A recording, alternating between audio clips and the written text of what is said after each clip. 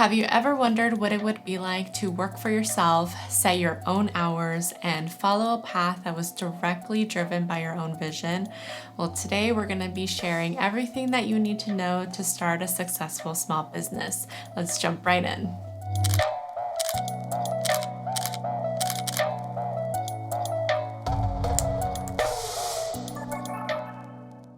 Welcome back. My name is Yannette. I'm an occupational therapist and co-owner of Little Comfy Goods. We make embroidered crew necks and create adventure-inspired stickers. And today we're going to be talking about business. Maybe you're an artist and thinking about selling your pieces, or you have this awesome idea to solve someone's problem. You may have also seen others start their own small business and thinking about doing something too. Either way, whatever that small business idea that you have, you're going to want to start by asking yourself these 3 questions. What will you make, or what service will you provide? What materials or equipment do you need to make those items or to sell your service? And how are you going to sell your products or your service? We'll have links to all of the products or services that we recommend for your small business in the description below. If you decide to purchase those products, please consider using our affiliate links, as it'll really help our small business at no extra cost to you. Before we answer these questions, I think it's beneficial if I share a little bit about our small business journey and what it's been like up to this point. My husband and I had been talking about starting something together for a long time, and in 2021 we finally decided to do something around stickers and apparel. And in August of 2021, we purchased our very first piece of equipment, a Cricut Maker 3. And this helped us jump into making both stickers and cutting out designs to press onto shirts and crew necks. We set this very ambitious timeline to launch our very first products a month after getting our Cricut machine. And looking back, we know that that was definitely not a lot of time to prepare and to launch something, but we did. We ended up launching our very first products around inspirational quotes on crew necks and some plant stickers. And we received a few orders on our launch day, a few the weeks to follow, but it definitely did not sell out our initial inventory. Now, fast forward 3 years later, we've learned so much, and we're excited to share a lot of those tips, the mistakes that we made, and things that we would do differently if we were to start all over again. Which brings me to mistake number 1 and the question that we started with, and that's, what will you make? For us, we knew that we wanted to make products that were at different price points, and we thought stickers and apparel would be perfect. The mistake that we made was we started making designs or stickers around things that we were very interested in. We didn't take the time to research and see, are these products things that other people are searching for or are in high demand? We started off with inspirational quotes for stickers and for apparel, things that were around plants. And so, very fun idea, but at the end of the day, it was not a product that was in high demand, and we were not selling our items as much as we would have hoped.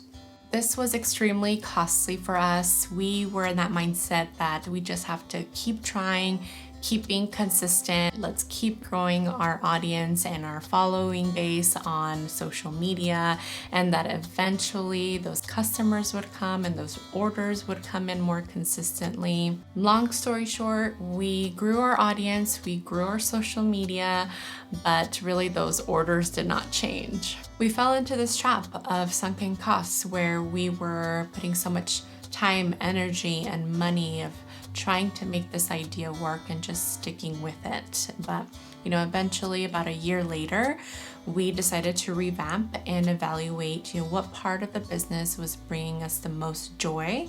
And that's where we identified and kind of revamped, refocused on adventure and travel inspired products. Since this change in direction and focus for our products, our business has really grown and done really well. So our advice to you is take the time to, make a list of things that you're good at, things that you enjoy doing, and cross-reference that with what other people are doing, on social media or on Etsy. What are they doing? What can you do differently? And bring your own creative twist to that niche.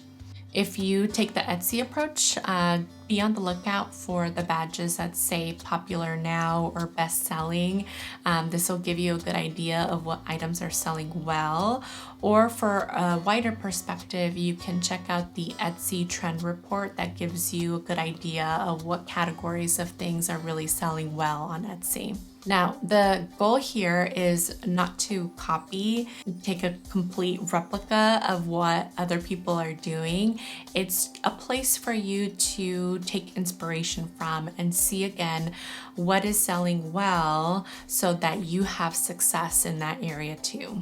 So once you're ready to create or make these products, I would recommend for you to start with a few and see how those do, see how it's received by your customers, and that'll help you identify whether that's a path to keep going or you can maybe even pivot and try something different. Okay, so now let's say that you've figured out what items you want to make, or the service that you want to provide. You've done your research, you know that this is in demand. Now you can answer the question of what materials or equipment will you need to make your item. Depending on your budget, you'll want to consider the price versus the longevity of your equipment or materials. For example, do you start off with budget-friendly materials, knowing that you're going to potentially upgrade them as your business grows? Or do you pay more upfront to start to avoid the upgrading down the road, especially if you feel like that's something that you might be upgrading fairly quickly? For us, we decided to go with the budget-friendly option, and that's why we went with the Cricut machine, because it allowed us to jump in right away to both making stickers and cutting out designs for t-shirts and crew necks. And the Cricut is something that we were able to upgrade to now using a graph tech, but that's something that we weren't able to do at the very start. And so the Cricut was just a great budget-friendly way to jump right in and start our business sooner. Eventually, you might get to the point where your small business is growing and outsourcing the manufacturing of your products makes sense, especially if you're getting large orders. You probably need to do some research on what manufacturer works best for you. In our case, we're proud to say that we're still manufacturing about 95% of our products, and we're very proud of the quality of the stickers and the apparel that we've been able to make. If you're interested at all on how we make our stickers and the quality of our stickers, check out this video where I go over all of the materials and the equipment in more detail. Another thing to consider is what pricing tier would you like your products to be in? Are you considering making more budget-friendly items, or are you reaching for that premium quality product? The answer to that question will help you make decisions on the materials to making your products. In our case, for our stickers, we aim for the highest quality stickers possible, which means that we look for the highest quality materials, such as the sticker stock for our stickers, and that usually comes at a higher cost. It took us several months of researching and testing several sticker paper out there until we were able to find something that we were really happy with and knew that it was going to lead to high quality stickers. Over time, we were also able to upgrade to a printer that uses pigment-based fine art quality inks, which resulted in stickers with vivid, high quality inks that can stand up 2 years of direct sunlight without fading. And so this emphasis into sourcing the highest quality materials possible have led to awesome customer service reviews, which has only supported the growth of our sticker shop. So our advice to you in this section is to really think about and consider what pricing tier you'd like your products to be in. Research those materials and test them as much as possible so that they align with the pricing tier that you've decided on, all the way from budget to premium quality. Now let's talk about some finer details in an area that most people have questions about, and there's quite a bit of a debate, and that is whether to sell on Etsy or Shopify. So I'm going to talk a little bit about the pros and the cons and what our experience has been, and hopefully that helps you decide whether to start with Etsy or Shopify, or how you might be able to integrate both of them in your small business journey. Let's start with Etsy, and let's talk about the good things about Etsy. Etsy has a huge customer base. So the pro about this is that there's lots of opportunities for traffic and visibility to your shop. It's also very easy to navigate, easy to open up your shop, list your products, and get to selling right away. All right, so because Etsy has a wide customer base, there's a lot of competition, and it can be difficult for your shop to stand out.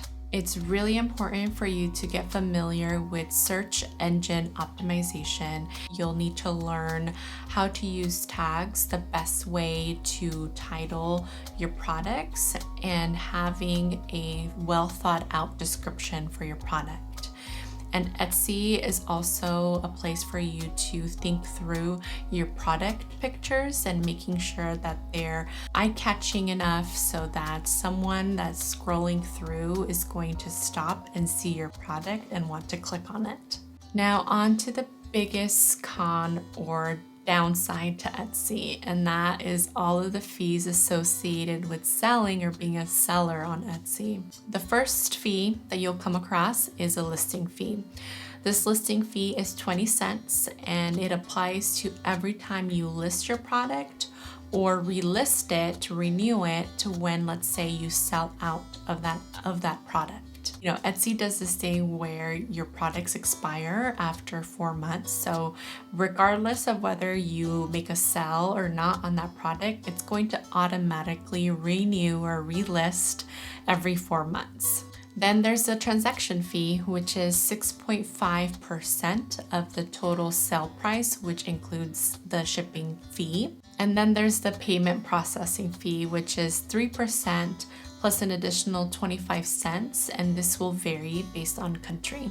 All right, and then the last kind of a hidden fee is an off-site ad fee, where Etsy will randomly list your product off-site with an ad, and if a customer makes a purchase on that ad, they will have a fee of 12 to 15%. Okay, so those are the fees on Etsy. Now let's pivot to Shopify. So Shopify gives you a lot of creative freedom on making your website how you choose, the branding that you want on your website. You can have lots of fun with all the templates that are available. And in comparison to Etsy, Shopify only has one fee, and that's a set monthly fee for an unlimited number of listings. So here on Shopify, your brand can really stand out on its own and be a professional place for your products to be sold. Now, on the flip side, yes, it's just one monthly fee on Shopify in comparison to Etsy. However, this monthly fee can be a little bit costly and difficult to keep up with, especially as you're getting started and may not be getting the sales. You may not have a big social media presence or a customer base, so that can be a little bit difficult to get started. And similarly, you have to drive traffic to your own website yourself. There's not a customer base on Shopify. You have to find ways to build awareness of your products and really drive those customers to your website. Now, there's so much more to say about Etsy and Shopify, and that can be its own separate video. So if you're interested in more information about that topic, let us know in the comments. So moving on now to another obstacle with getting started with selling, and that is figuring out how to ship your products. Now, if you haven't considered or thought about this yet, we recommend that you set up a P.O. box. All shipping labels require a return address, and you probably do not want to be sharing your home address with your customers. Now, if you have the budget, we would also recommend getting a label printer. It's by far the best and quickest way for you to print off your shipping labels. We have this really nice wireless Rollo printer, which has worked really well for us. It's actually one of the first upgrades that we made when our small business was starting to grow and get more orders. We really like the wireless aspect of this printer. Both Etsy and Shopify have simple ways to set up printing your shipping labels. All you have to do is make sure you're selecting the correct dimensions of your shipping package or your product, and that you are weighing and selecting the correct weight for your product. So if you don't have a scale already, that's also something you should add to your list. If you are thinking about stickers or apparel and are interested in seeing what other shipping items would be helpful, we have links to our Amazon store, which have all of the must-haves for shipping these two items. So our advice to you with selling, if you're just starting out and you don't have a large social media presence yet, we recommend starting with Etsy because there is such a big customer base and it's a lot easier to get discovered and for people to buy your products on Etsy. As your small business grows and you're starting to grow a larger presence on social media, you can start driving that traffic over to your website, Shopify, for example, a little bit more easily. We did the opposite. We started with Shopify. We really spent a lot of time creating our website and making it beautiful, but that didn't really help if we didn't have the customers to go to our website. We were still very small and it was difficult to drive that traffic over. So learn from our mistake, or at least consider that option, and let us know how that goes for you. Now, if you've made it this far, I have a bonus tip for you, and that's how to price your products. Now, this is not an easy thing to do, and there's also a big debate on how to price your products and why small businesses products are more expensive, but we have a couple tips to share with you that can maybe make this difficult task a little bit easier as you get started. So let's go through a few questions to guide this process. The first one is, what are the material costs? What are the labor costs? How much does your packaging cost? And what are your shipping costs, and will they be included in the cost of the item, or will the customers be charged for shipping? All right, as an example, let's say you're gonna sell a sticker. Let's go through the material costs of a sticker first. Material costs for a sticker, including ink, the sticker stock, the laminate sheet, comes out to $1. So now labor costs. Let's say you're paying yourself $20 an hour and it takes you 5 minutes to make the sticker and package it. That takes us to a labor cost of $1.65. So now let's think about the total cost of packaging the sticker. For us, we send our sticker on a sticker backing card into a cellophane bag. We send along a thank you card with a freebie, and all of that goes into an envelope for a total of 85 cents. Now, adding all of that up, your break-even cost would be $3.50. Now, assuming you want to make a profit off of your product, you'll want to multiply the total cost of $3.50 by your ideal profit margins, which is between 10 and 30%, which leaves us at a total cost of $3.85 to $4.55, and that is not including the cost of shipping. Once you have your final product costs, you can take that number and compare it to your potential competitors and decide whether or not you need to make adjustments. Do you need to increase the total price of your product to better align with the market, or do you need to figure out a way to decrease costs or decrease the price of your products so that you're also competitive in the market. So lots of things to consider and to think about if you're considering starting a small business. We hope you found this advice helpful. Let us know if you have any questions or anything else you'd like to learn about as you're considering starting your own business. We're still new to YouTube, so we want to make sure that we're creating content that's helpful for you. If you like this video, check out our studio tour where I go over all of the materials and the equipment that we use to run our sticker shop and the embroidery side of our business. See you there. Here we go. We got this. Car sounds out there right now. I'm gonna let that loud car go by. I forgot that I'm not doing this. Got a little ahead of myself there. That feels so good. See, I'm rambling and then I don't know where to start. It's pigment base, fine art.